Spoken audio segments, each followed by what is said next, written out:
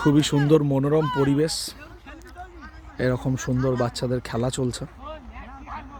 আর already সূর্য অস্ত গেছে, একদম সন্ধ্যার মুখে এরকম ছেলেরা খেলছে। জায়গাটা যদি আপনাদের দেখাই সবাইকে খুবই ভালো লাগবে, কারণ যেখানে খেলছে তার ঠিক পাশ থেকেই বয়ে চলেছে মা গঙ্গা। এই যে ওয়াকিং ডিস্টেন্স, এই যে চলুন আমরা দেখে নিই, আপনাদেরকেও দেখাই যে এই জায়গাটায় সামনেই হচ্ছে মা গঙ্গা।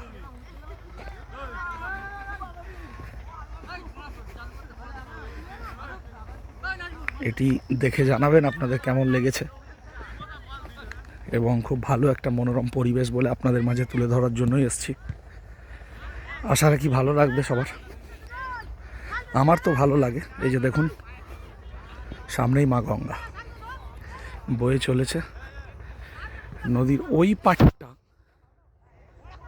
এই যে একটা সাদা বাড়ি দেখা যাচ্ছে, আমি জানি না কতটুকু আসছে, ঠিক আসছে কি না। এই যে সাদা বাড়িটা, এটা হচ্ছে আচার্য জগদীশচন্দ্র বসুর হাওয়াখানা। মানে উনি ওইখানে বসে উনি অনেক কিছু রিসার্চ করেছেন, মানে করতেন সেই সময়। তো ওটা হচ্ছে ফলতা, আর আমরা আছি এই পারে, আর এই দিকটা হচ্ছে বাণিজ্য কেন্দ্র।